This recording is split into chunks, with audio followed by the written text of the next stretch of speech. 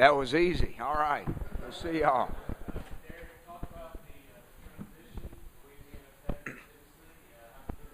Yeah, well, first 6 months on the job, certainly a lot of challenges, but a lot of good, exciting things going on. I think, this is a program here that's used to winning. I think since General Neyland stepped on campus, this is the winningest program in college football. And they're also used to stability. You look at Coach Majors and Coach Fulmer's tenure, Tennessee fans are used to some stability. So the last 2 years have been a tough time for our fans.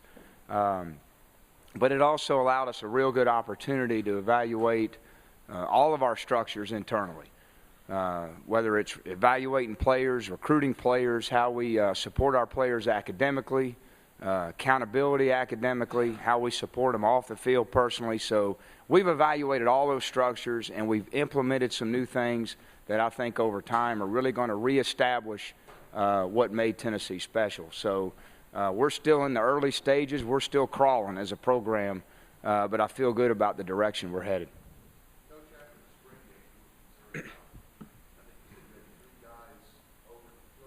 Yeah.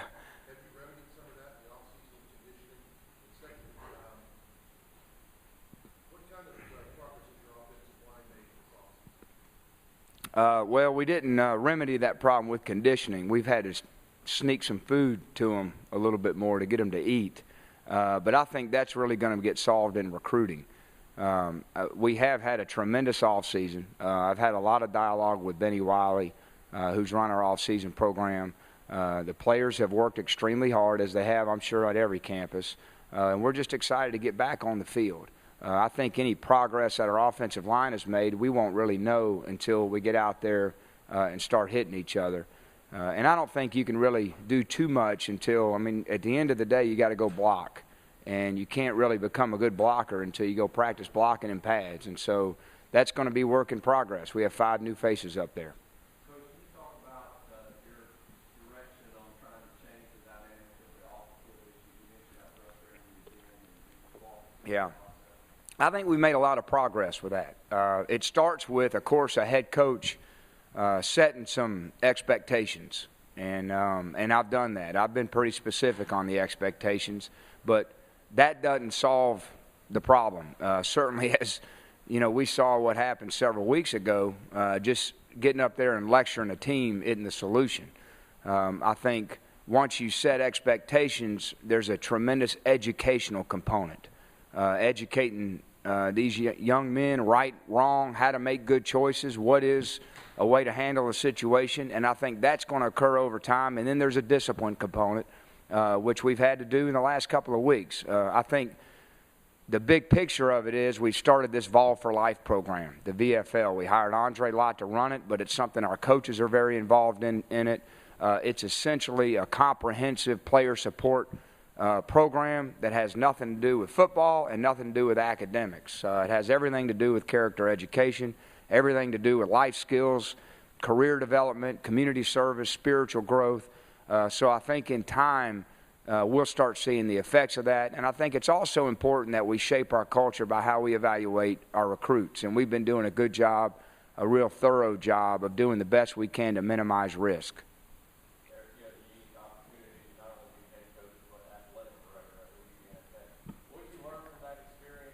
How about Foxy here from Ruston, man? That's big time, huh? I thought I was through with you guys. Y'all are the only guys that covered me. Now I don't have to beg to get on the radio. What was your question? I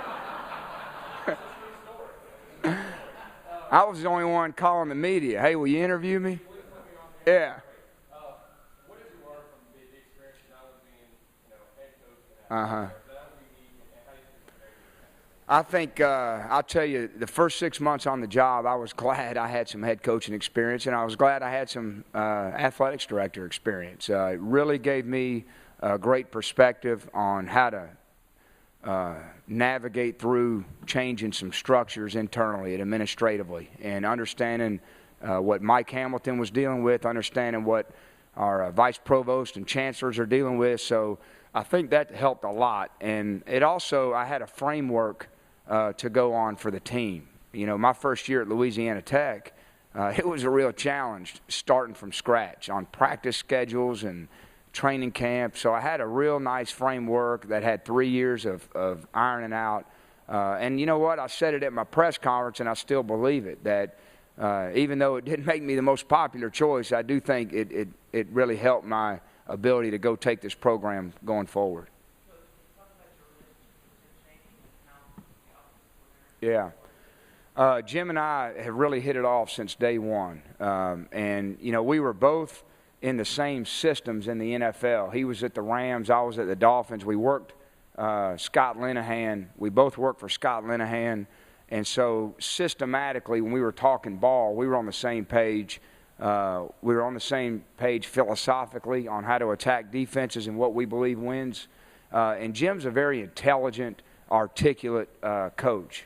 He's a good problem solver, and so he's been just a great addition, and it's allowed me to put full trust without sitting in there on every detail, because I know exactly what he's doing, and we can catch up pretty quickly. You talk about your relationship with Coach Dave. Yeah, well, I'm real close with Nick. 7 years working for Nick. You spend a lot of time together, and you know, everybody,